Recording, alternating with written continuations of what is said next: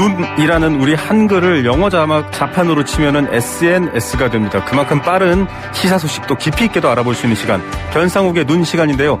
변상욱 앵커, 저희가 코로나 감염에 대한 우려 때문에 전화로 만나봤는데 목소리가 아쉽다, 더 듣고 싶다라는 분들이 많아서 특별히 부스를 달리해서 교통부스에 오늘은 모셔봤습니다. 변상욱 앵커 나오셨습니다. 안녕하십니까? 네, 안녕하십니까? 앵커님, 왠지 교통 소식을 전해주셔야 될 것 같습니다. 네.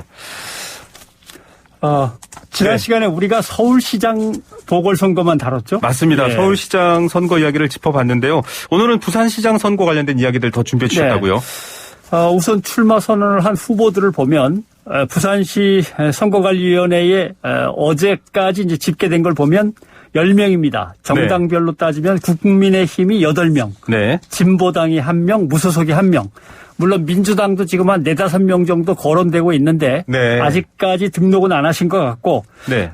국민의힘 8명 말고 이제 소수 정당은 영 이름이 언급되지 않는 분들이어서 네. 이럴 때 한번 이름을 언급해 드리는 게 좋을 것 같습니다. 네. 진보당의 노정현 부산시당 위원장, 그리고 개혁자유연합의 창당준비위원장입니다. 정규재 창당준비위원장 2명 빼고 8명은 국민의힘입니다. 네, 국민의힘이 또 역시나 좀 먼저 판을 맞는다 이런 느낌도 있는데 여당은 좀 조용한 움직임입니다. 물론 뭐 선거의 출발 자체의 의미도 있겠지만 그래도 거론되는 분이 김영춘 국회 사무총장, 이재강 경기도 평화부지사 이렇게 나오더라고요. 그렇죠. 가장 유력한 후보였던 김영춘 전 국회 사무총장이죠. 네. 지난 28일 사무총장직을 내려놨습니다. 그래서 본격적으로 이제 선거 준비에 돌입했는데 김해 봉하마을부터 갔더라고요. 네. 노무현 전 대통령 앞에 섰고, 네. 그다음에 가덕도 신공항 예정지를 방문했고, 네. 아마 오늘 김경수 경남지사를 만났을 걸로 보입니다. 그래서 네. 부산, 울산, 경남을 통합하는 행정 시스템, 네. 그다음에 가덕도 신공항 문제를 함께 얘기를 했을 것 같습니다. 그리고 이재명 경기도지사의 측근인데 이재강 경기도 평화부지사도 출마를 굳히고 있는 걸로 알려졌고, 네. 지금 부산시장을 권한대행으로 하고 있는 변성환 부산시장, 네.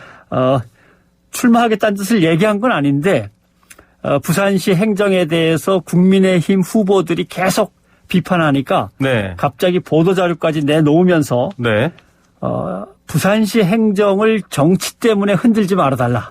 강력하게 얘기를 했습니다. 그래서 네. 아마도 저것이 부산시장 선거에 나가겠다는 신호탄이 아닐까? 뭐 이제 이렇게 생각하고 있는 거고. 네. 그다음에 민주당의 국제대변인을 맡고 있는 최지은 당 국제대변인. 네. 그다음에 부산시 의회 의장인데 우리가 뭐 이렇게 말하는 걸 별로 좋아하지는 않습니다만 친문이라고 흔히 얘기하는데 네. 친문의 핵심 중에 한 사람이라고 하는 부산에서는 박인영 전 부산시 의회 의장, 이렇게 이제 후보군으로 민주당에서 거론되고 있죠. 예, 두루 언론을 통해서 알려진 두 분 말고도 또 여러 분들이 준비를 하고 있다라는 소식인데 야당이 역시 서울시장 선거도 비슷한 양상입니다만 예. 좀 뭐랄까요, 본인들의 판이라고 생각해서 그런지 굉장히 출마 선언도 많고 경선이 오히려 과열되지 않나 이런 추측도 있어요. 그러니까 이게 나가기만 하면 당선된다 그러면은 훨씬 더 경선이 치열해지는 거죠. 내부에서는. 네. 국민의힘 보수 야권이라고 이제 규정하고 쳐다보면 당선 가능성이 높다 보고 몰리긴 있는데 쭉 전직 국회의원들 중에서는 박민식, 네. 뭐 유재중, 이진복, 박형준, 이현주 이런 분들을 꼽을 수 있고, 네. 대한인성학회 이사장으로 돼 있는 오승철 씨, 네. 그다음에 LF 에너지라고 하는 그 기업의 대표 전성하 씨, 부산 외국어대 명예교수인 김기순 교수, 이렇게 해서 네. 등록이 이미 돼 있는 분들이고요. 네네. 그다음에 지금 이 예비 경선이 여론조사 비중이 80%로 높기 때문에 흥미로운 것들이 많습니다. 네네. 왜냐하면 상대하고 차별화된 화끈한 공약을 발표를 해야 되는데 네. 남들보다 더 언론에 자주 오르내리고 싶으니까 이걸 한꺼번에 발표하지 않고 네. 오늘 1번, 내일은 2번 공약, 네. 그다음 날 또 3번 공약 이런 식으로 쪼개서 자꾸 발표를 합니다. 네. 또 이게 여러 사람을 모아놓거나 기자를 모아놓고 어렵죠. 오랜 시간 기자회견하기가 어렵죠. 사회적 네네. 거리두기 때문에. 그러니까 다들 개인별로 나눠서 하다 보니까 부산시 의회 브리핑룸이 네. 매일 브리핑 기자회견으로 해서 뭐 장날처럼 붐빈다고 얘기를 하고요. 네. 보면 뭐 이진복 후보는 스마트 신시티, 이현주 후보는 뭐 엄마와 가족이 행복한 도시 부산. 네. 박형준 후보는 부산형 15분 도시. 이거 이해가 잘 안 가실 건데 네. 15분 내에 부산 전 지역을 연결하는 교통망을 꾸미는다는 겁니다. 네. 15분 도시 부산 조성 뭐 이런 네. 것들을 이제 공약으로 내놓고 연일 브리핑룸에서 발표하고 있는 중이죠. 네, 코로나 상황 그리고 여론조사 비중이 80%로 높은 예비 경선의 독특한 풍경이 아닐까 싶고요. 그렇습니다. 정말 또 그래도 공약이 좋으면 뭐 다들 진심이 통할 텐데 그건 또 지켜봐야 되겠습니다. 여론조사를 봤더니 이제 물론 이 선거 자체가 출발한 배경의 탓이기도 있겠습니다만 좀 야당이 유리한 것 같다 이런 얘기들이 나오고 있습니다. 어떻게 보십니까? 예.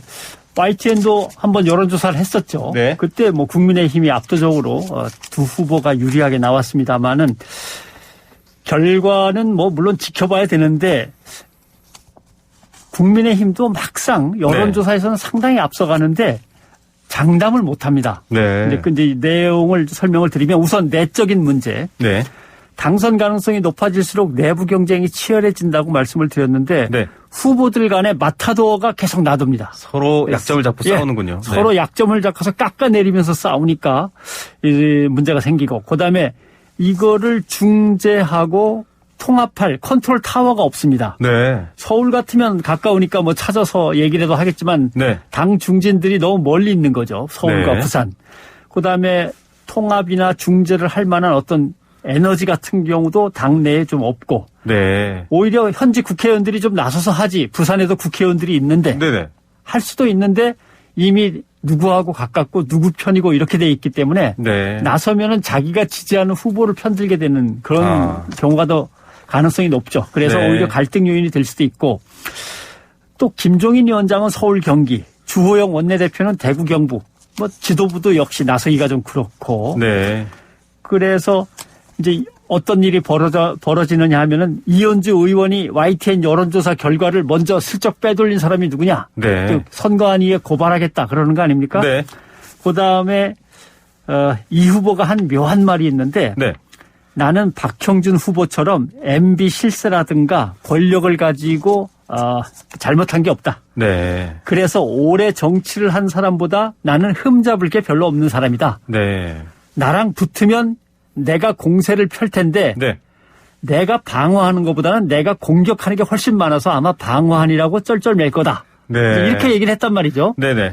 이게 박형준 후보를 가리키고 하는 말입니다. 네.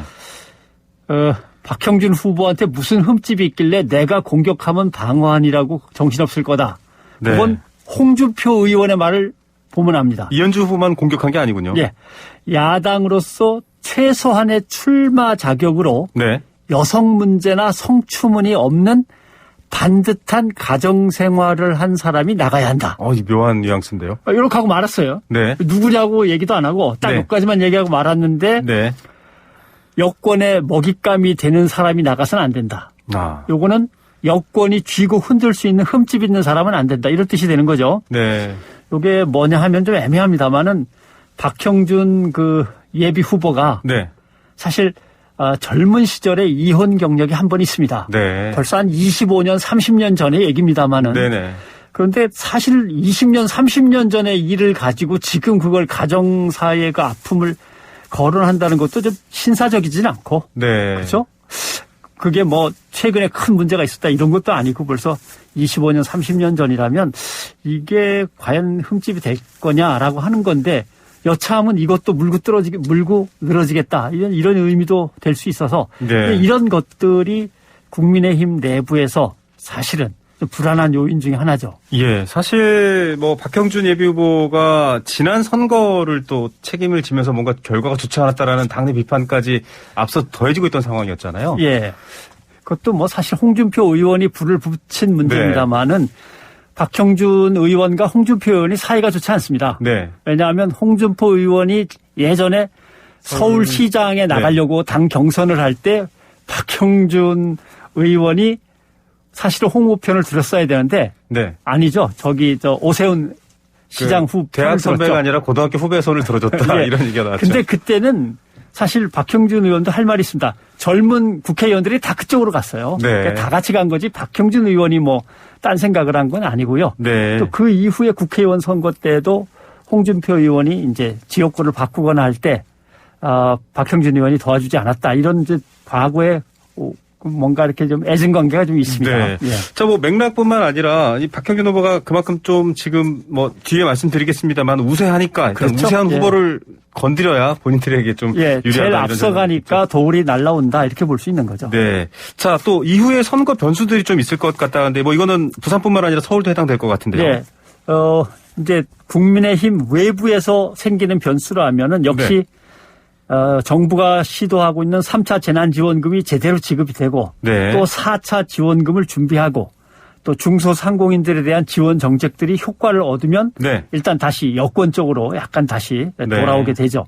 그다음에 코로나19 백신이 조기에 공급돼서 원활하게 접종이 이루어지면 이게 딱 또 선거하고 맞물러 떨어지기 때문에 네. 좀 어렵고 여기에다가 제일 이제 심각한 게 가덕도 신공항이 네. 내년 2월 임시국회에서 특별법이 통과될 예정입니다. 네네. 그러니까 이 세 가지가 맞물려 돌아가면 꽤 시너지 효과가 큰 거죠. 네. 이렇게 되면은 국민의힘으로서는 이걸 갖다가 뭐 스케줄을 조정할 수도 없는 거고 네. 스톱시킬 수도 없는 거고 여당 프리미엄을 그냥 앉아서 바라만 보고 있어야 되니까 네. 이런 점에서 이제 불리하다 생각을 하는 거죠. 예, 여당 프리미엄, 뭐 정책 효과 이런 것들이 또 선거에 어떤 변수가 될지 지켜봐야 될 것 같습니다. 예. 부산일보와 YTN이 리얼미터에 의뢰해서 지난 22일부터 23일까지 조사한 부산시장 적합도 조사. 앞서 그 논쟁들이 왜 나왔는지에 대한 얘기도 되겠지만 또 여러 가지를 살펴볼 부분이 있습니다. 예. 국민의힘 박형준 의원이 1위고 이현주 전 의원이 2위고, 예. 뭐 홍준표 의원은 지금 무소속으로 계십니다만, 뭐 압도적으로 좀 국민의힘이 그래도 영향력이 있다 이렇게 봐야 되나요? 이렇게 YTN이 한 여론조사는 모든 후보들을 쭉 줄을 세워서 살펴본 거고, 네. 두 사람 짝을 지어 살펴본 게 또 있지 않습니까? 네. 그것도 역시 박형준 의원과 김영춘 국회 사무총장을 붙여보면 박형준 의원이 훨씬 앞서가고, 네. 다시 이현주 의원과 김영춘 국회 사무총장을 붙여봐도 이현주 의원이 또 확실히 앞서가고 이렇게 해서 네. 민주당이 상당히 이제 불리한 거죠. 네. 또 하나의 문제는 국민의힘 소속 후보들의 지지율을 다 합친 것과 네. 민주당 후보들의 지지율을 다 합친 거를 비교해봐도 네. 역시 국민의힘이 압도적으로 많습니다. 네. 또 정부 여당을 심판하는 선거가 돼야 한다는 여론이 네. 59.5%로 엄청 높습니다. 네. 또 안전적인 국정 운영을 위해서 여당한테 힘을 실어주자 이거는 33.3밖에 안 되고요. 네. 그다음에 부산 시민들이 어느 정당을 지지하는가를 봐도 국민의힘을 지지한다가 36.6, 민주당은 23.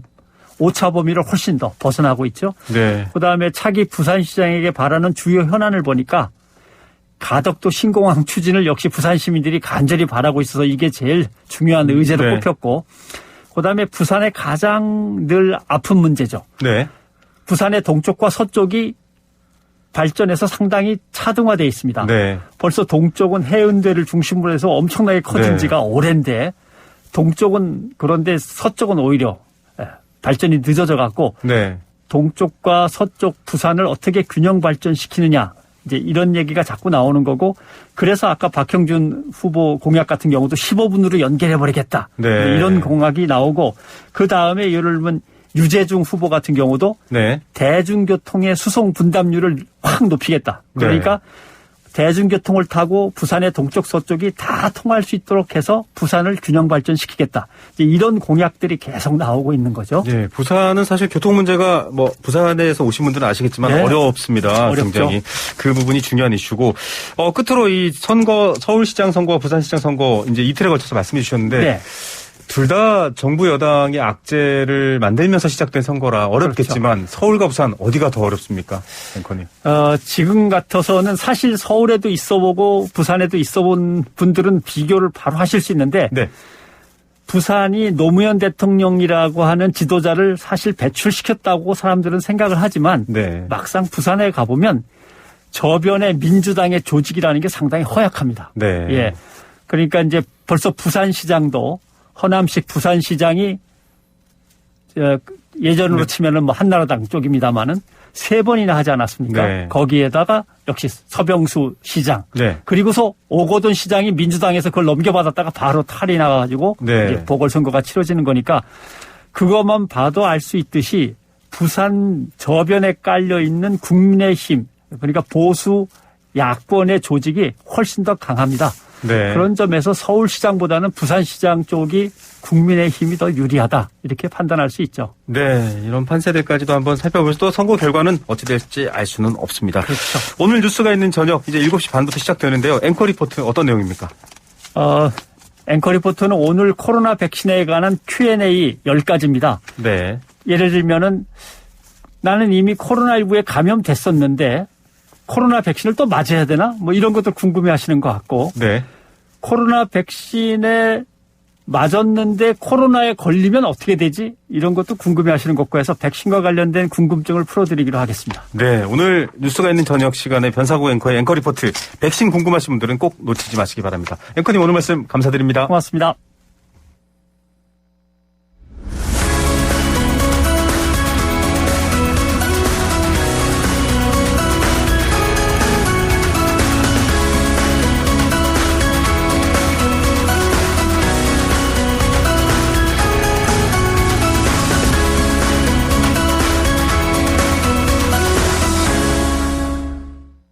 네, 앞서 변상욱 앵커와 함께 서울시장에 이어서 부산시장 선거 판세까지 살펴봤습니다. 이번 선거가 갖는 의미가 여러 가지가 있고요. 특히 정부 여당 입장에서는 이 여당 출신 지자체장들이 공석을 하게 된 게 선거의 원인이 되기 때문에 참 고심이 많을 것 같습니다. 그 외에도 여러 가지 선거 관련된 메시지도 있는데요. 자, 날씨는 무척 춥지만 정치권은 이렇게 뜨겁게 달아오고 있습니다. 초대 공수처장 후보자도 대통령이 지명을 했고요. 또 개각 얘기도 나왔습니다. 법무부 장관도 박범계 의원으로 내정이 되면서 여러 가지 이야기들이 많은데 이런 이야기들을 좀 다른 시각에서 풀어주실 수 있는 분 저희가 전화로 연결했습니다. 서울시장 출마를 선언한 분이죠. 금태섭 전 의원 전화로 만나봅니다. 의원님 안녕하십니까? 예, 안녕하십니까? 네. 자, 이 공수처장과 관련해서 사실 많은 이야기가 있으시기 때문에 먼저 여쭤보지 않을 수가 없는데 김진욱 헌법재판소 선임연구관이 지명이 됐습니다. 판사 출신, 검사 출신 이렇게 두 분이 마지막에 올라갔다가 결국 판사 출신으로 정해졌거든요. 일단 이 인사에 대한 지명 어떻게 보십니까?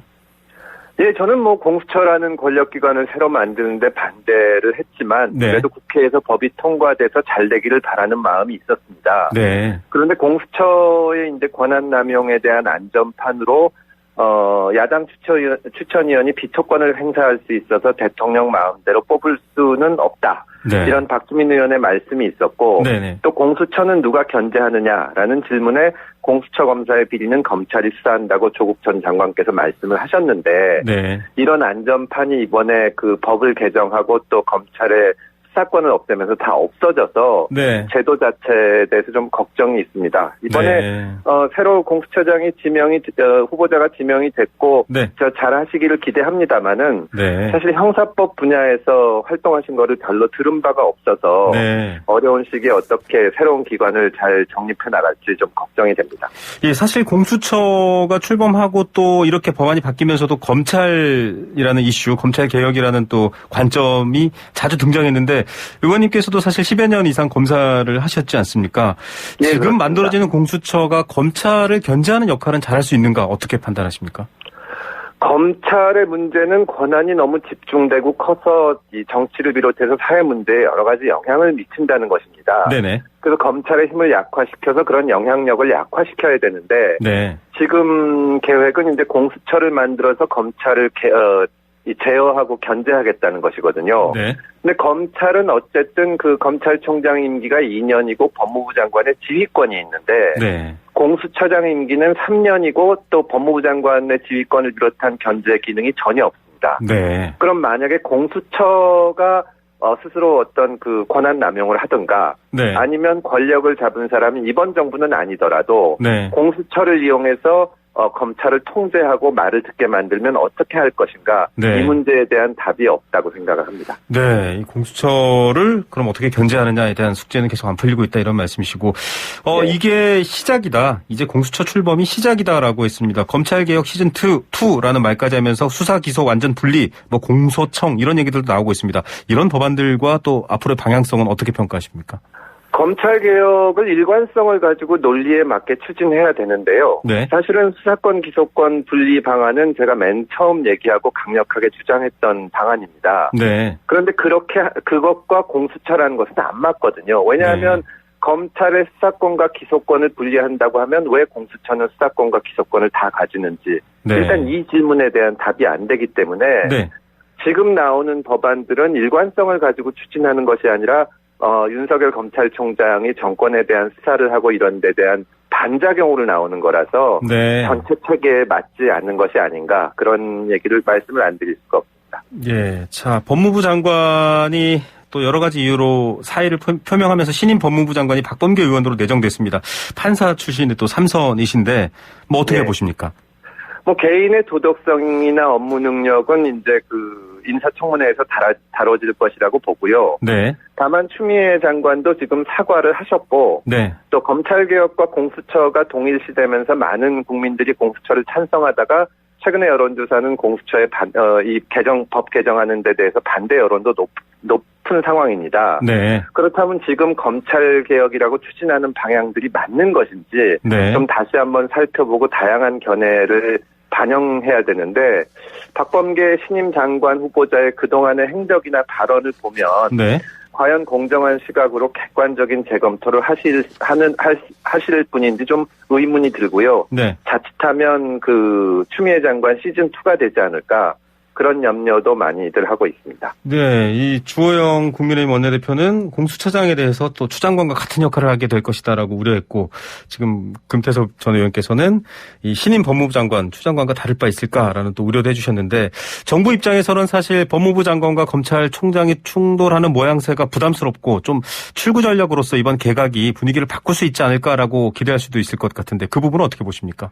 그러기 위해서는 좀 새로운 시각과 생각을 가진 분을 이제 기용을 해서 네. 방향을 바꾸고 분위기를 확 바꾸는 효과를 좀 냈어야 되는데 네네. 사실상 그동안 박범계 후보자가 의원으로서 하신 발언은 추미애 장관과 거의 차이가 없거든요. 네. 그럼 사람이 바뀔 뿐이지 어떤 그 새로운 시각이나 생각을 도입하는 것은 아니지 않냐 그런 비판을 하게 될 것 같습니다. 예.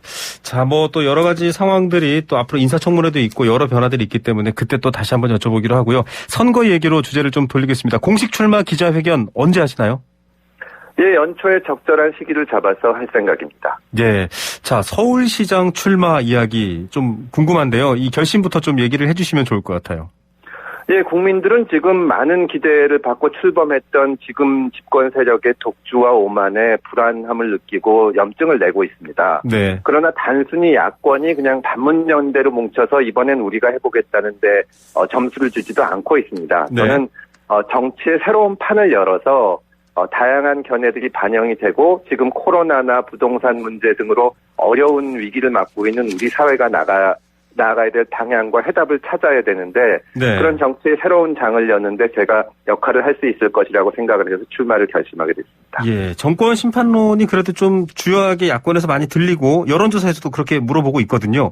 뭐 예. 그런 성격을 가진 선거다라고 보시는 건가요? 예, 지금 국민들은 지금 집권 세력의 독주에 견제를 해야 된다는 데는 많은 분들이 그런 목소리를 내시고 계십니다. 네네. 이번 선거의 가장 중요한 의미가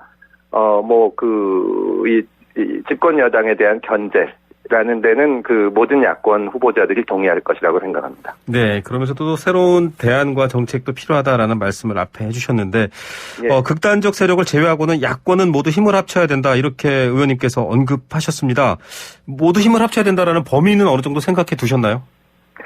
지금 저희가 정치권에서 이제 찾아야 될 문제가 무슨 진보 보수 이런 것이 아니라 네네. 사실은 상식에 맞는 정치, 합리적인 정치, 그리고 투명하고 어떤 정치적 행보에 대해서 책임을 지는 정치를 복원하기를 많은 국민들이 원하고 있는 것이거든요. 네. 저는 거기서는 그 많은 정치 세력이 최대 공약수를 찾을 수 있을 거라고 봅니다. 네. 아주 극단적인 견해를 주장하거나 비합리적인 얘기를 하시는 분들 말고는 네네. 이번에 힘을 합칠 수 있을 것이라고 생각하고 있습니다. 사실 야권이 연이어서 사실은 한 3차례 정도 선거에서 패배했지 않습니까? 거기에 대해서 예, 사실은 그렇죠. 이번 기회가 굉장히 중요하다라는 의미일 텐데 앞서 최대 공약수 얘기를 하셨지만 뭔가 같이 같이 합칠 수 있는 공통 분모, 공통의 목표, 주제가 있어야 될 텐데 정권 심판론 말고 또 그럴 수 있는 부분이 있을까요? 어떻게 생각하십니까? 예, 지금 그러니까 상식에 맞고 합리적인 정치를 복원을 해야 되고 그러기 위해서는 다양한 견해를 받아들일 수 있는 어떤 플랫폼을 만들어야 됩니다. 네. 지금 여당에서는 뭐 저도 징계받고 쫓겨나다시피 나온 셈이지만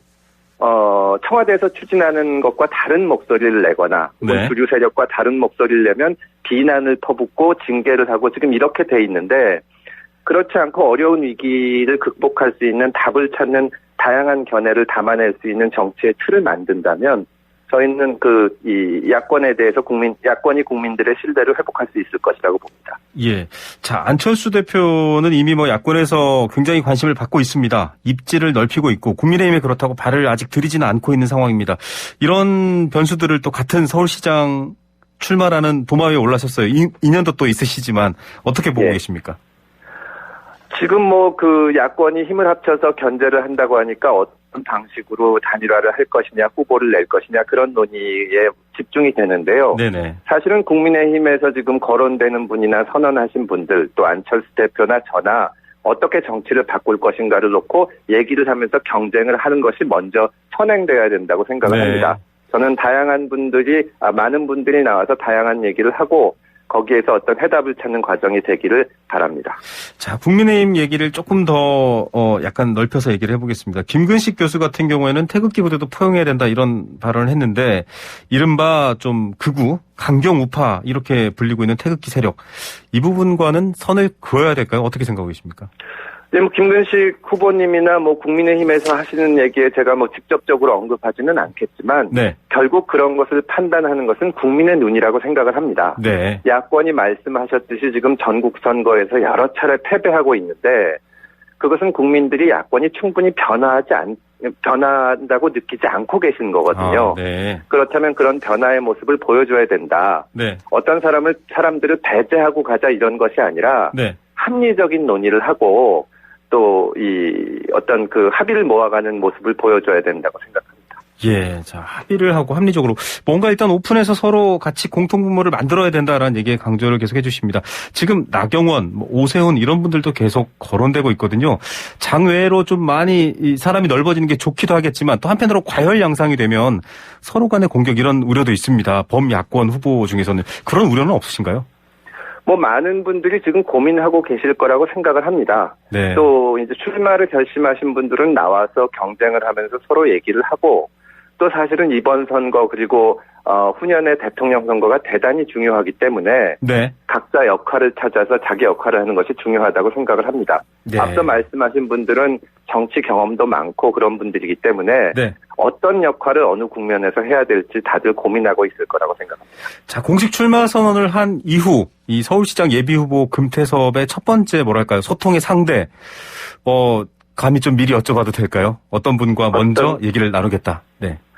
저는 젊은 분들과 얘기를 나누고 싶습니다. 네. 지금 대단히 코로나나 여러 가지 상황으로 젊은 분들이 어려운데 저희가 준비하고 있는 것은 예를 들어서 지금 부동산도 문제지만 첫 번째 전세, 첫 번째 집, 그리고 출산 문제도 다자녀 지원으로 중점이 가 있는데 첫 번째 아이에게 지원을 주고 이런 젊은 분들의 고민을 함께 얘기하고 싶습니다. 예, 부동산 얘기 중요하다고 하셨는데 열린민주당은 이제 김진애 의원이 이 도시 전문가로서 출마 선언했고 여권에서도 조용하지만 또 확실하게 승리를 목표로 해서 움직이고 있습니다. 좀 이런 부분들을 의식하고 계신지도 궁금하네요.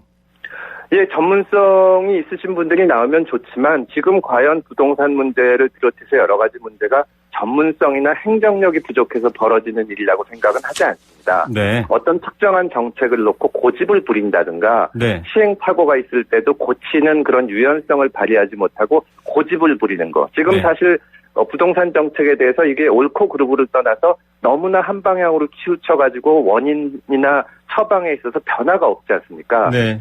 저는 이 유연하게 여러 견해를 받아들여서 해답을 찾는 것이 필요하다고 생각합니다. 네, 이번 선거 대선까지 이어지는 릴레이로 보시는 분들이 많기 때문에 중요한데요. 선전 기대해 보겠습니다. 그리고 끝으로 박원순 전 서울시장의 성추행 의혹에 대한 수사 결과가 나왔습니다. 정치권에서 정의당을 비롯해서 좀 여성단체를 비롯한 반발이 많은데 어떻게 보셨습니까? 권력형 성범죄에 대해서는 우리가 문화를 비롯해서 모든 것을 바꿔 나가야 된다고 생각을 합니다. 사실 광역단체장이 3분이나 권력형 성범죄로 물러나게 된 것은 정치권 전체가 대단히 부끄럽고 잘못된 것이고요. 이번 수사 결과 발표와 상관이 없이 그 전반적으로 고쳐서 이런 일이 다시는 일어나지 않도록 해야 된다고 생각합니다. 네, 알겠습니다. 지금까지 말씀 잘 들었습니다. 감사합니다. 예, 감사합니다. 네, 금태섭 전 의원이었습니다.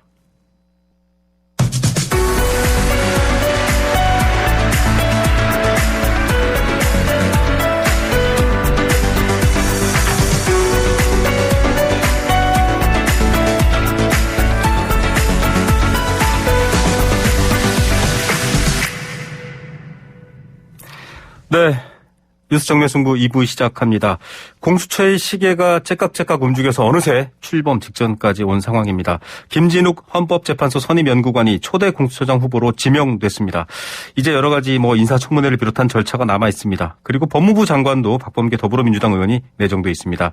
여야는 벌써 입장이 엇갈리고 있습니다. 야당은 계속 비판적인 입장을 가하고 있고요. 여당은 이제 시작이다 또 이런 얘기들을 하고 있는데 저희가 여당 야당 이야기 골고루 여러분들께 전해드립니다. 오늘은 먼저 더불어민주당 입장 들어보겠습니다. 더불어민주당 대변인을 맡고 계시죠. 신영대 의원 전화로 연결합니다. 의원님 안녕하십니까? 네, 안녕하세요. 신영대입니다. 네, 공수처장 후보도 이제 지명이 됐습니다. 거의 출범 직전까지 온 상황인데 여당 어떻게 평가하고 또 해석하고 계시는지요? 네, 두 분이 그 공수처장 후보 추천위에서 추천됐잖아요. 네. 김진욱 후보자하고 이건희 후보자 두 분 추천된 두 분 모두 대한변호사협회 추천으로 올라오신 분이었거든요. 네.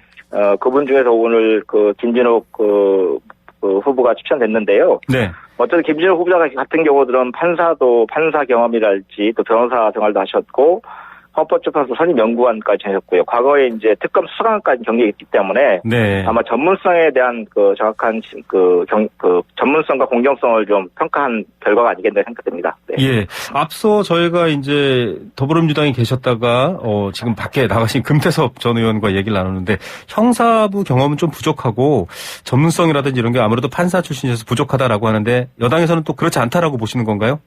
그렇죠. 어쨌든 판사라는 것은 검사의 공소제기에 대해서 그 공소제기가 적합한 데서 판단하는 업무를 했던 거고요. 네. 헌법재판소의 업무라는 것은 특히 헌법의 그 법률적인 유언이랄지 이런 분들이 법률을 판단하는 역할을 하셨던 거고. 네. 특히나 이분이 특이한 경력이라고 하는 게 특검에서 수사가 경력을 하셨기 때문에 네네. 실제 수사처장으로서 수사업무를 담당하는 데 큰 문제가 없을 거라고 생각하고 있습니다. 예, 이게 야당의 비토권 얘기를 계속 야당은 또 야당뿐만 아니라 범야권에서 반복하면서 결국은 좀 정권에 유리한 방향으로 만들어지는 공수처지 않느냐라고 계속 비판하고 있거든요. 계속 좀 설득을 하셔야 될 것 같은데 어떤 얘기로 말씀해 주시겠습니까? 그러니까 이제 실제 국민의힘은 네. 어찌 보면 김진욱 헌법재판 선임연구관이 공수처에 임명되는 것 이분에 대한 적격 여부를 떠나서 네. 공수처 출범 자체를 반대를 쭉 해왔잖아요. 사실 공수처 출범은 사실 법으로 정했던 게 2020년 7월 15일이거든요. 네. 근데 법으로 정해놓고서 공수처 출범 못 하고 있었어요. 네. 추천위원도 안 하고 있다가 뒤늦게 한 거고요. 네. 추천위원으로 또 선임하신 분들도 몇몇을 보면 공수처 출범 자체를 반대하는 분들도 추천위원으로 넣기도 하셨고요. 네. 또 그 내에서도 회의 과정에서 계속적으로 반대 의사를 본인들이 추천한 후보에 대해서도 반대 의사를 표명해 왔거든요. 결과적으로는 네. 공수처 출범을 막으려고 했던 거지 공수처 출범에 협조하던 모습이 전혀 아니었다고 생각해요. 네. 그러다 보니 이제 결국은 김진욱 후보자가 지명된 거 역시도 동의할 수 없는 것 같은데 이게 네. 실제 김진욱 후보자 같은 경우를 보면 방금 전에 말씀드린 대한변협이 추천을 한 거예요. 네네.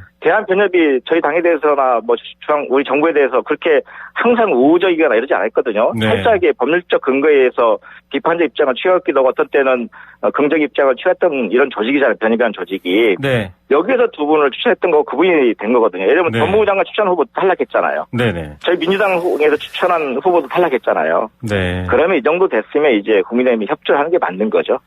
아무래도 검찰을 개혁하겠다라는 어떤 집권 여당과 또 정부의 어떤 그런 상황 때문에 지금 이제 공수처 출범에 굉장히 그런 우려를 많이 하는 것 같습니다. 그런 이를테면 좀 정부 우호적이다라는 비판에 대해서는 그렇지 않다라고 충분히 말씀하실 수 있는 게 있나요?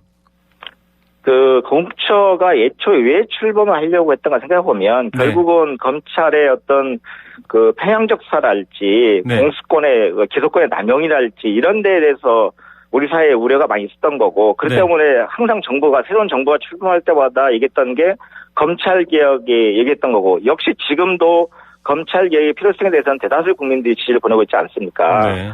근데 검찰의 독점적인 기소권과 수사권 이런 부분 자체를 그래도 견제할 수 있는 어떤 기구가 필요하다. 네. 서로 그 검찰과 공수처가 서로 좀 견제하고 균형을 맞출 수 있는 게 필요하다고 해서 공수처 출범한 거잖아요. 네네. 사실 아시다시피 공수처는 검사와 판사와 우리 사회 고위 공무원들 수사하는 거지만 네.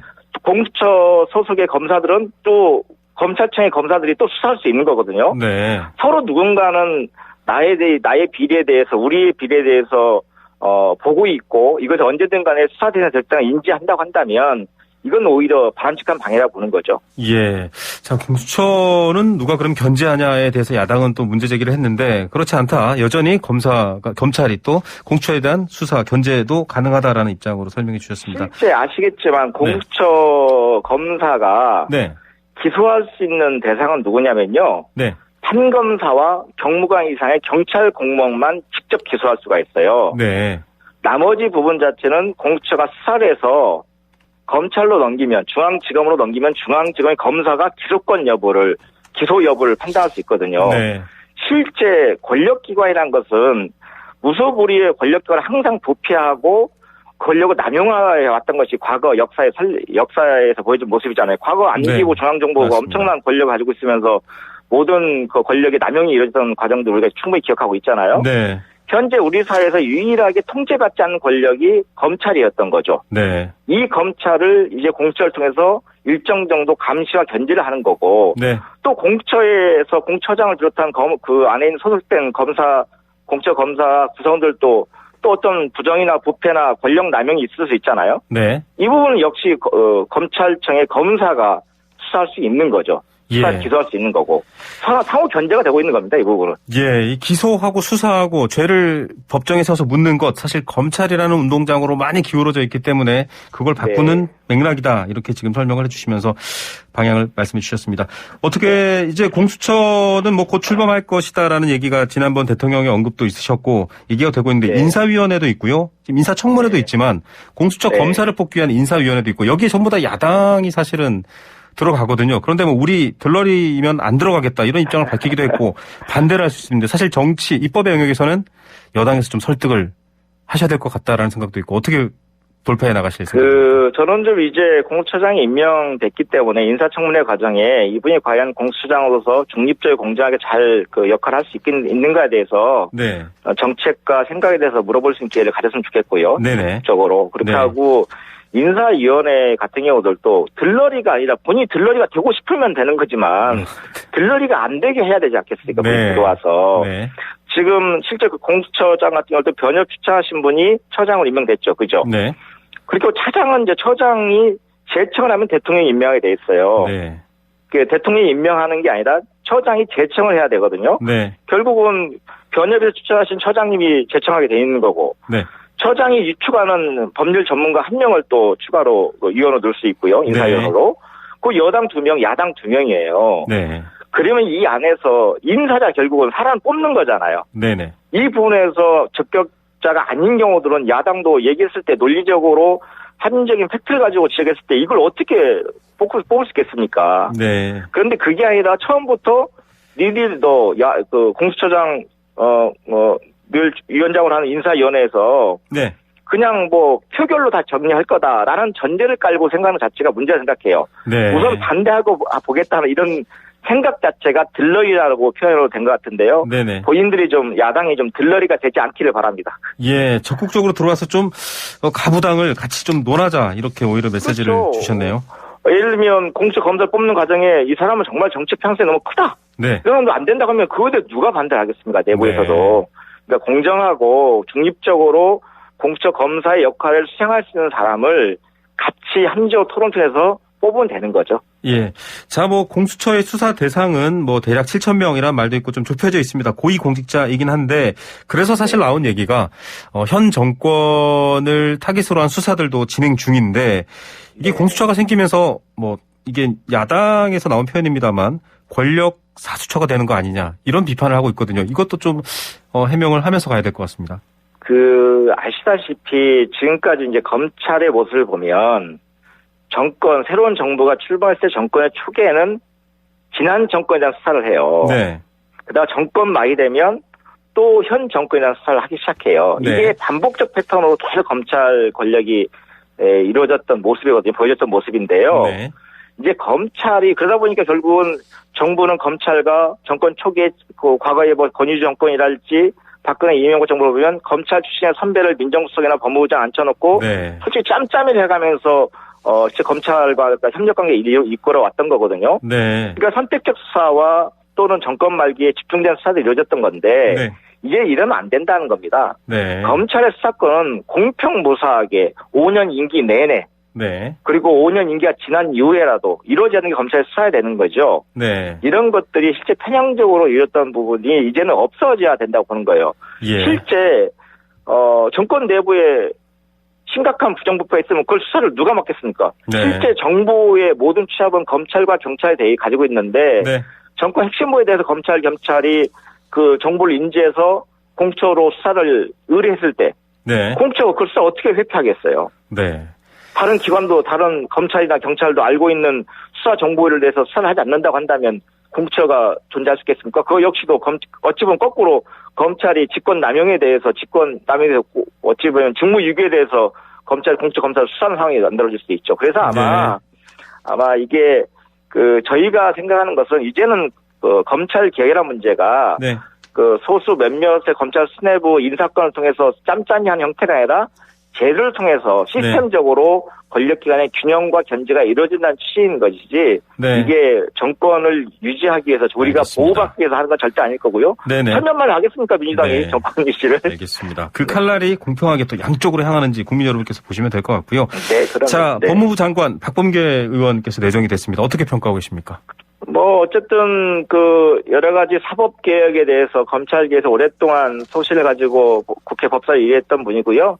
끊임없이 법무부 장관 후보로도 그동안 여러 차례 거론됐던 분이기 때문에 네. 그리고 과거 판사 경력도 있으시고 법조 경력이 풍부하신 분이라서 충분히 아마 우리 법무부 장관으로서 역할을 소위 말 잘 해내실 거라고 생각하고 있고요. 네. 검찰 개혁의 문제를 좀 잘 마무리했으면 좋겠다는 희망을 가지고 있습니다. 예, 추미애 장관은 이제 여당 대표까지 사실 지내셨기 때문에 역할론이 또 선거도 있고 나올 것 같은데 그런 얘기들은 어떻게 원내에서 되고 있습니까? 어떤 얘기가 있나요? 아니, 전혀. 이제 추미애 장관님이 이제 법무부 장관 퇴임하고 나시면 본인이 이제 정치를 어떻게 다시 하실 것인지 또는 네. 다른 경로의 어떤 진로를 모색하실 것에 대해서는 아마 장관님께서 네. 아마 고민이 있으실 거라고 생각합니다. 당 차원의 등판 얘기는 없다 이렇게 봐야겠네요. 근데 당에서 아직 고민하거나 그런 건 없는 거죠. 예, 알겠습니다. 오늘 말씀 잘 들었습니다.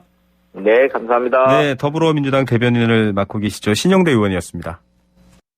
글쎄 안 들려 들을 뉴스 없어 아무 뉴스도 귀에 들어오지 않아 듣고 또 들어도 들을 뉴스 없어 만든 게 이 프로야 이동영의 뉴스 정면 승부.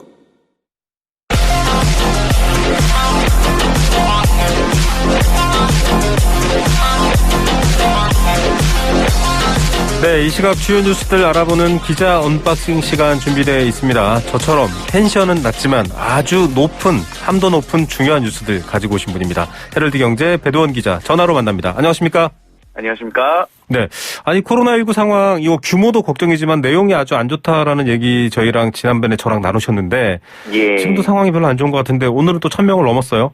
예, 그렇습니다. 오늘 0시 기준으로 신규 확진자가 1,050명을 기록했고요.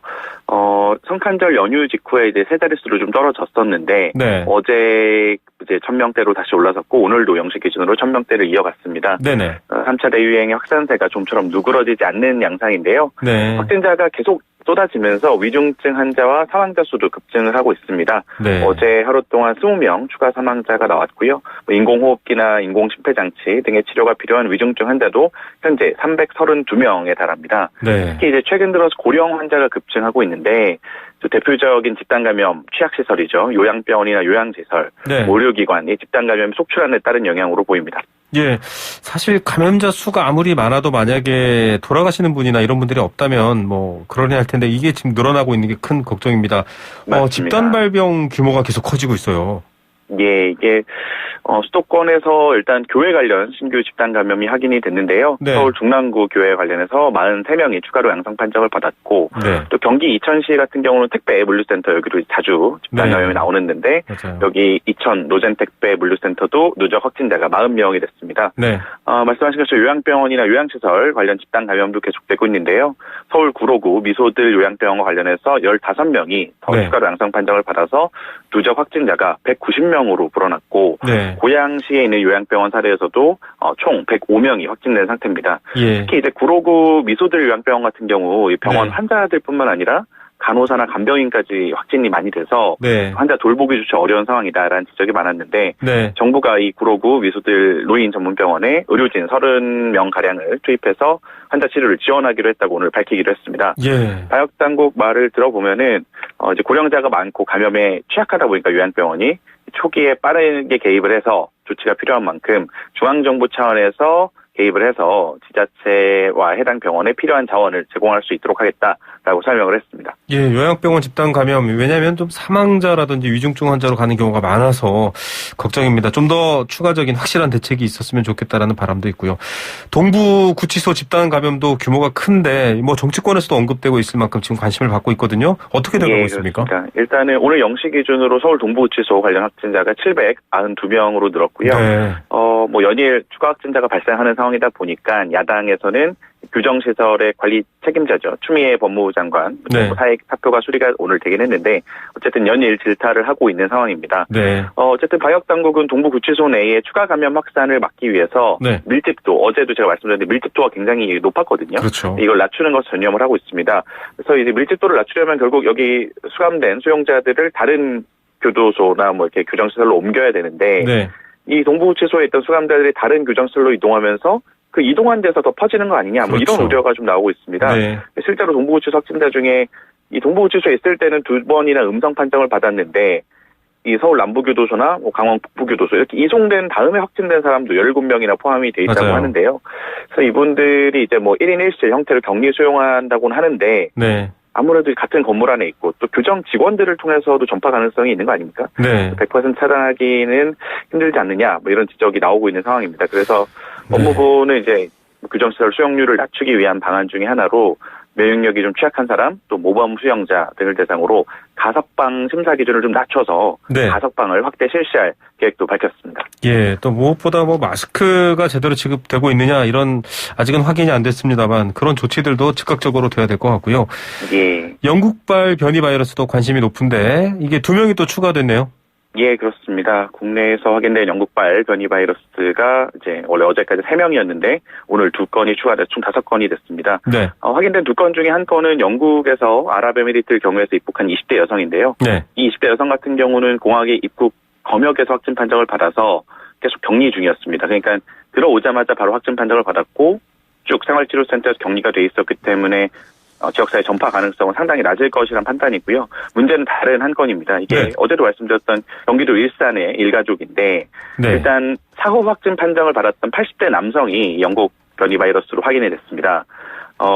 이 같이 있던 가족 3명, 부인하고 딸, 사위는 이제 확진 판정은 받았는데 영국발 변이 바이러스인지 아닌지를 현재 방역당국이 검체 분석을 진행 그렇죠. 중인데 이 결과를 다음 주나 돼야 알 수 있을 거라고 하고요. 네. 사실 속단하기는 일이지만 아무래도 이 돌아가신 80대 남성이 네. 영국발 변이 바이러스였기 때문에 이 나머지 다른 가족들도 그럴 영국발 가능성이. 바이러스 아니냐 이런 가능성이 좀 제기되고 있는 상황이고 네. 특히 이제 이 가족 3명 중 나머지 가족 3명 중에 2명은 네. 계속 자가격리 중이어서 좀 큰 문제가 없을 수 있는데 한 명이 이 마트를 다른 갔었다. 가족들보다 일찍 들어왔어요. 네. 그래서 자가격리가 먼저 끝나서 확진 판정을 받기 전에 며칠간 외부 활동을 한 것으로 확인이 됩니다. 네네. 뭐 일산 동구에 있는 병원과 미용실을 방문하기도 했고 네. 4일에는 자택 인근의 마트에서 30분가량 장을 봤다고 알려지고 있는데요. 네.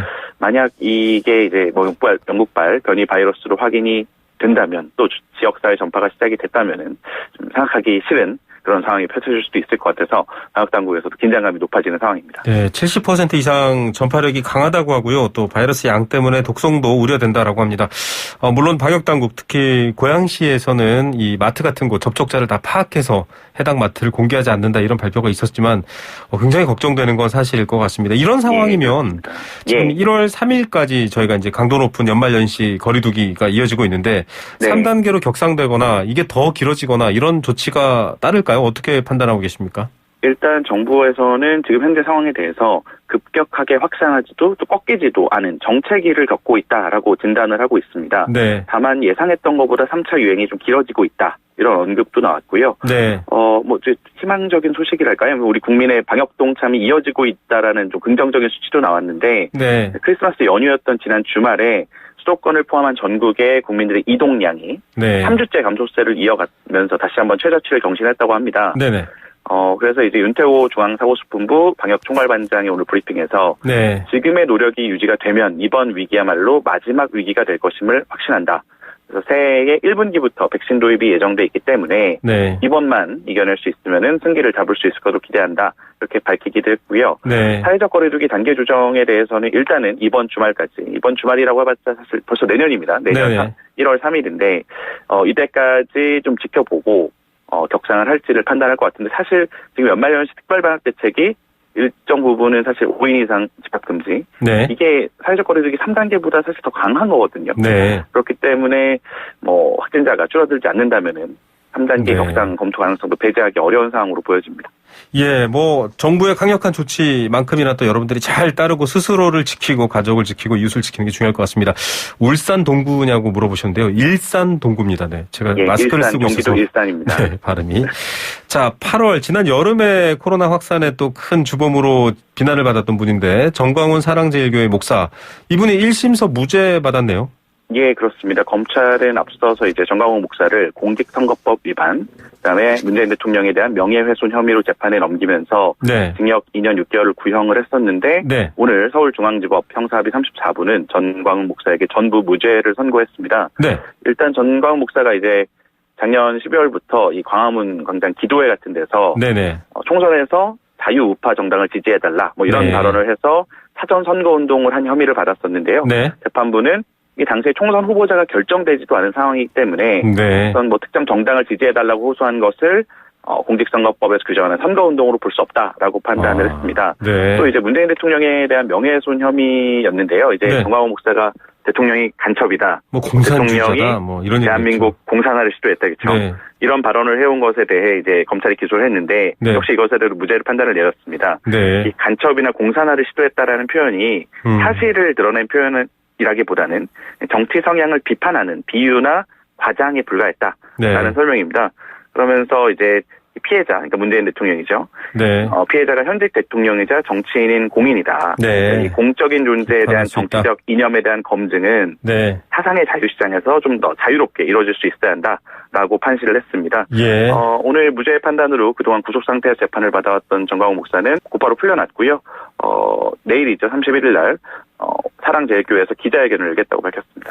이분 보도 사진을 봤더니 마스크를 또 제대로 안 쓰시더라고요. 이번엔 코스크를 쓰셨더라고요. 입은 열어두시고. 아니 근데 방역 관련해서는 고소되거나 재판을 받는 부분은 없었나 보네요.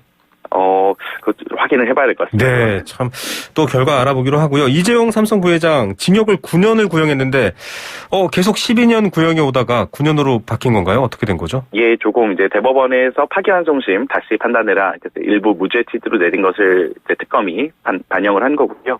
오늘 9년을 구형을 했습니다.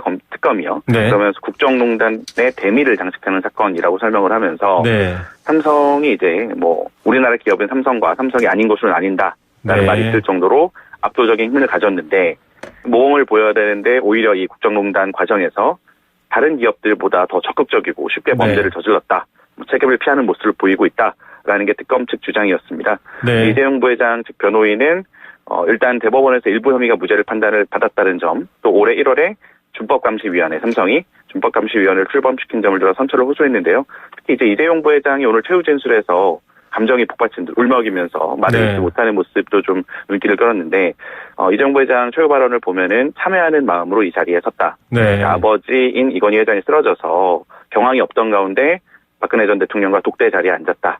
지금 같으면 결단코 그렇게 대처하지 않았을 것이라고 후회하기도 네. 했고 또 이제 작고한 이건희 회장의 추도사에 등장하게 됐던 승어부 아버지를 능가하다라는 네. 뜻이죠. 이 승어부라는 말을 언급하면서 국격에 맞는 새로운 삼성을 만들어서 존경하고도 존경하는 아버님께 효도하고 싶다라고 최후 진술을 하기로 했습니다. 네, 준법 감시부터 여러 가지 이슈가 있는데요. 저희가 또 다른 시간에 한번 분석 인터뷰 다루겠습니다. 오늘 말씀 감사드립니다. 고맙습니다. 헤럴드 경제 배두원 기자였습니다.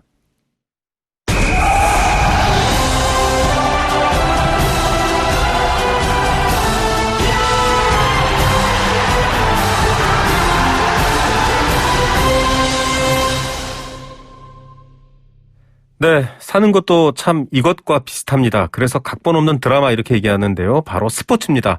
올 한 해를 마무리하면서 스포츠 우리에게 눈물과 웃음 또 여러 가지 얘기를 줬는데 스포츠 측면 승부에서 그 얘기 한번 다뤄보겠습니다. 자, 스포츠 뉴스 진행자이자 종합방송인 김기혁 아나운서 나와 계십니까? 네, 오랜만에 또 인사를 드립니다. 아나운서 김기혁입니다. 네, 자, 저는 이동영 작가는 아니고요. 대타로 나서고 있는 궁 PD, 김우성 PD인데요. 반갑습니다. 자, 예, 반갑습니다. 네, 저랑은 잘 알고 계시죠. YTN 라디오 슬기로운 라디오 생활 앵커입니다. 최영진 아나운서 나와 계십니까? 예, 안녕하세요. 최영진입니다. 네, 직접 보시면 최영진 아나운서는 스포츠인을 능가하는 아주 좋은 또 외모를 갖고 있습니다. 그럼에도 불구하고 두 분 다 지금 코로나 때문에 집에만 계실 것 같아요. 지금 집에 계신가요? 아무나 먼저 말씀하십시오. 네. 저는 뭐 청취자분들이 안 보이시겠지만 네. 지금 정장에 뭐 셔츠, 넥타이를 착용하고요. 네네. 뭐 헤어 메이크업까지 한 네. 상태로 집에서 전화 받고 있습니다. 네, 자 무슨 예, 말인지. 오늘 전화 연결인 줄 모르고 네네. 뭐 풀 세팅을 하고 나갔다가 네. 뭐 자기 만족만 하고 돌아왔습니다. 예, 과연 믿거나 말거나인데요. 자, 최영진 아나운서는요? 예, 저는 집에서 편하게 입고 네. 예, 방송 준비하고 있었습니다. 예, 자, 턱시도를 완벽하게 차려입은 김기혁 아나운서와 집에서 편안하게 입고 있는 최영진 아나운서와 지나고 있습니다. 자, 두 분은 물론 스포츠 전문가 수준의 또 스포츠 전문가로서 다양한 얘기를 해주시는데 집에 있다 보면 다른 누구보다 더 답답하실 것 같아요. 왜냐하면 스포츠 분야를 좋아하시니까 이런 분들을 위한 예. 집콕 생활 한 분씩 추천해 주시죠. 최영진 아나운서 먼저 말씀해 주세요. 예, 아무래도 밖에 나갈 수가 없고 또 네. 운동을 하지 못하니까 저는 뭐 다양한 매체 통해서 영상으로 축구나 그 농구 같은 스포츠 즐기고 있습니다. 네. 그래서 다양한 지금 콘텐츠들이 굉장히 좀 많거든요. 그렇죠. 코로나 때문에 더 많아졌어요. 네. 예, 예. 이런 콘텐츠 즐기시면은 오히려 스포츠를 더 가깝게 좀 다가갈 수 있는 기회가 될 것 같아요. 예, 눈으로 즐기고 있습니다. 자, 그럼 예. 김기혁 예. 아나운서는요? 예, 뭐 제 취미가 뭐 여러 번 말씀을 드렸었는데 스포츠 클라이밍이거든요. 네. 예, 근데 지금 현재 모든 센터가 다 닫은 상황이라서 운동을 그렇죠. 못 하고 있어요. 네. 그래서 먹기만 하다 보니까 또 활동량이 줄다 보니까 네. 어느 순간 또 배가 나왔는데 네. 그래서 최근에 홈트를 시작을 했어요. 아, 네. 홈 트레이닝. 네. 그래서 맨몸 운동으로 네. 조금이나마 우리 청취자분들도 몸 상태를 유지하려고 노력하는 게 어떨까라고 또 생각을 하고요. 네. 또 뉴스 정면 승부는 계속 하잖아요. 네. 예, 또 들으시면서 슬기롭게 또 네. 가끔씩 인터넷에 또 제 이름 치면서 네. 김기혁 치시면서 제가 나오는 방송 보시면서 네. 슬기롭게 헤쳐나가셨으면 좋겠습니다. 자, 제가 숙제 하나 드릴게요. 김기혁 아나운서 유튜브에서 검색하시고요. 홈트레이닝 하나 올려주시면 저희 청취자분들 따라하시라고 제가 소개해 드립니다. 오, 알겠습니다. 네, 자, 근데 저기 네. 시간이 네. 저희가 굉장히 짧잖아요. 그렇죠. 김기혁 아나운서 말이 너무 많아요. 아, 그렇군요. 저도 말이 많아서 제가 통질감을 느꼈나 봅니다. 죄송합니다. 저 요즘 제가 방송이 없어가지고 네. 이거라도 좀 길게 뽑아야 되거든요. 그렇군요. 예. 이해 알겠습니다. 부탁드리겠습니다. 아, 그래도 네. 팔은 안으로 굽는다고 최영진 아나운서의 말을 저는 따르겠습니다. 자, 2020년도 저희가 레전드를 돌아본다고 했어요. 이 레전드라고 하니까 뭔가 이렇게 지금은 안 계신 분 같은데 최영진 아나운서가 먼저 말씀해 주시죠. 예, 좀 안타깝습니다만 축구계의 큰 별이죠. 네. 디에고 마라도나가 지난 11월 25일 학년 60세의 다소 이른 나이에 갑작스럽게 심장마비로 세상을 떠났습니다. 맞아요. 예, 그의 죽음에 전 세계 축구 팬들이 애도를 했고요. 네. 특히 아르헨티나에서는 국장으로 장례를 치르면서 네. 3일간 국가 애도 기간으로 지정하며 추모를 했습니다. 안타까운 네. 사건이었죠. 맞아요. 대명사죠. 그냥 뭐 마라도나냐라고 하는 말처럼 축구를 대표하는 대명사였는데 많은 사람들이 사랑하는 이유 역시 월드컵 때문이죠. 김기혁 아나운서. 예, 맞습니다. 가장 유명한 사건이죠. 네. 86년도에 멕시코 월드컵 8강전이었습니다. 네. 아르헨티나와 잉글랜드전에서 있었던 신해소 사건 기억하실 맞아요. 겁니다. 네, 머리냐 네. 손이냐. 네. 맞습니다. 이 잉글랜드 골키퍼랑 경합을 하던 도중에 네. 왼손으로 쳐서 골을 이제 넣게 됐는데요. 네. 이때 당시에 이제 그 그라운드에 마라도나 선수가 골이 들어가자마자 바로 그러니까 심판이 약간 지적을 할 수도 있잖아요. 이거 네네. 핸드볼 아니냐. 네. 그러니까 그거를 차단하기 위해서 동료들에게 빨리 와서 나를 껴안아라. 네. 머뭇거리면 심판이 골로 인정 안 하니까 네. 빨리 나한테 와라라고 동료들한테 외쳤다고 해요. 네. 그러니까 마치 그 야구에서 이제 스트라이크인지 볼넷인지 애매한 상황에서 애매한데 막 환호성 지르는군요. 네. 그렇죠. 타자가 아무렇지 않게 일루로 향하는 뭐 그런 예. 모습과 비슷하겠죠. 네. 그런데 경기 후에 인터뷰에서 마라도나가 이렇게 얘기를 했죠. 네. 신의 손에 의해서 약간 네. 나머지는 마라도나 머리로 득점을 했다. 아. 그렇게 되면서 신의 손 사건으로 불리게 됐는데 네. 그런데 나중에 마라도나가 이제 얘기를 했죠. 네. 손으로 넣었다라고 인정을 진실은 했습니다. 밝혀졌네요. 네, 맞습니다. 네. 자, 뭐 그러면서 또 손흥민 선수를 떠올리는 아주 장거리 드리블도 인기가 있는데 최영진 아나운서 예. 이 마라도나 엄청난 축구 실력과 함께 또 다른 뉴스들로도 유명했어요. 그렇습니다. 그 악동이다, 기인이다 하면서 논란의 중심이 있었는데, 네. 우선 선수 시절에 그 말미에 약물과 마약이 발각돼서 네. 출전 정지 징계를 받으면서 5점을 남겼고요. 네. 94년 미국 월드컵 당시에는 5가지 금지 약물이 검출돼서 월드컵 도중에 귀국하기도 했고, 네. 97년에는 마지막 선수 생활 때까지도 코카인 등 마약에 네. 좀 빠져 살았습니다. 근데 좀 많은 분들이 모르시는 게 있는데요. 네네. 아르헨티나와 이탈리아 나폴리 지방에는 마라도나를 신으로 섬기는 종교가 있습니다. 신의 손이 맞네요. 네. 예, 마라도나 교라고 하는데 네. 간단히 이야기하면 기독교의 여호와를 영의 아버지로 마라도나를 육체의 아버지로 여기는 그런 종교입니다. 육체의 신이군요. 예, 현재 무려 전 세계 20만 명의 신도가 20만 명의 신도요. 네. 예. 자, 이 마라도나 세상을 떠났지만 떠나서까지도 이렇게 얘기를 하고 있습니다. 자, 다른 레전드로 한번 가보겠습니다. 김기혁 아나운서. 네, 올해 초였습니다. 참 안타까운 사건이었는데 네. 농구계의 큰 별이 사라졌죠. 맞습니다. 블랙 맘바 코비 브라이언트가 올해 1월 26일 헬기 추락 사고로 41세 젊은 나이로 세상을 떠나게 됐습니다. 맞아요. 더구나 이 헬기에는 둘째 딸인 지아나 브라이언트도 동승에 있었고 네. 함께 사고를 당하면서 더욱 안타까움을 자아냈었는데요. 네. 이 코비 브라이언트가 남긴 기록을 좀 살펴보도록 하겠습니다. 네. 우선 LA 레이커스에서 20년간 뛰면서 함께 했던 백넘버 8번과 24번이 있는데 이 두 가지의 번호는 모두 영구 결번으로 남겨지게 됐고요. 네. 그리고 한 팀에 두 개의 번호가 연구 결번이 된 거는 코비 브라이언트가 처음입니다. 네. 자, 그만큼 또 LA 레이커스를 대표하는 선수라는 건데 한 경기 81득점 기록을 가지고 있습니다. 이게 네. NBA 역대 2위입니다. 그리고 또 참고로 말씀을 드리면 NBA 역대 1위는 윌트 체인벌린이라는 선수인데 네. 지금 현재는 뭐 사망을 했습니다. 99년도에 네. 전설의 100득점 경기가 있고요. 네. 뭐 이 선수는 118경기에서 50점 이상을 이렇게 기록을 하기도 했습니다. 네. 자, 다시 또 코비 브라이언트 선수의 이야기로 돌아오면은 은퇴 경기에서 60득점을 기록했고요. 이게 은퇴 경기 최고 득점으로 기록이 되어 있고 최고령 60득점으로 또 남겨져 있습니다. 네. 총 18번의 올스타에 선정이 됐고요. 득점왕 2회, 5번의 우승 중에 2번은 파이널 MVP에 선정되기도 했던 그 전설이 참 안타깝게 유명을 달리하게 됐습니다. 네. 코비 브라이언트 저보다 3살 동생이네요. 네, 코비 동생. 참 전설이 사라진 건 안타까운 건 뭐 그 전설을 다시 못 보기 때문인데 지금 전설들 얘기하면서 좀 비교해서 볼 부분들이 있다. 마라도나와 코비 브라이언트 모두 전설이기 때문에 그런데 뭔가 이 스포츠 레전드들을 비교해서 보면 재밌는 게 있나요? 최영진 아나운서. 예, 가장 많은 건 그 펠레와 마라도나. 두 명의 대명사죠. 네. 예. 축구하면 펠레와 마라도나. 네. 그리고 최근 들어서는 마라도나와 메시의 비교가 있습니다. 네. 예, 폭발적인 득점력을 가진 펠레와 엄청난 드리블러의 마라도나를 두고 누가 축구의 신이냐? 네. 지금 이 논쟁 아직도 이어지고 있고요. 네.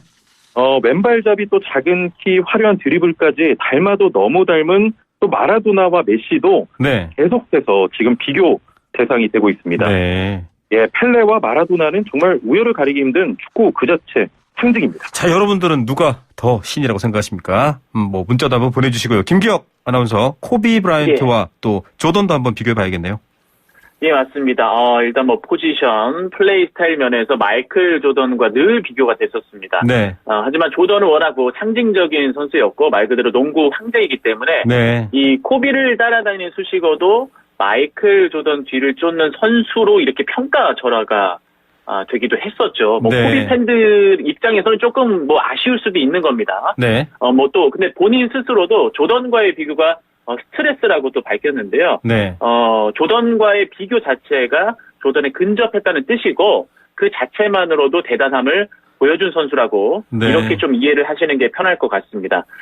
패스를 하지 않고 이기적인 플레이를 하는 것으로 또 이제 코비 브라이언트 선수가 비판을 받기도 했는데 네. 워낙 승부욕이 강했고 이 근성을 가리켜서 아까 블랙 맘바라고 했잖아요. 네. 근데 맘바 멘탈리티라는 별명이 또 붙여지기도 네. 했습니다. 네. 예, 정말 대단합니다. 플래시 때문에 경기가 방해되니까 햇볕 아래서 쉰 연습한다 이런 얘기도 있습니다. 자, 네, 두 분과 직접 스튜디오에서 얘기하면 정말 시간 가는 줄 모를 텐데 시간이 짧아서 끝으로 짧은 청취자께 인사, 오늘 올해 마지막 인사가 될 텐데요. 두 분 한마디씩 부탁드리죠. 김기혁 아나운서. 네. 올해 코로나19 때문에 굉장히 고생을 많이 하셨는데 내년엔 조금 나아지길 저도 기원을 하도록 하겠습니다. 네. 여러분 힘내시고요. 새해 복 많이 받으십시오. 네, 최영진 아나운서. 예, 코로나19 때문에 한 해 살아내시느라 수고 많으셨고 2021년 행복한 일만 가득하시길 바라겠습니다. 앞으로 YTN 라디오 그리고 뉴스 정면 승부 사랑해 주시길 바랍니다. 네, 감사합니다. 두 분 감사합니다. 예, 고맙습니다. 감사합니다.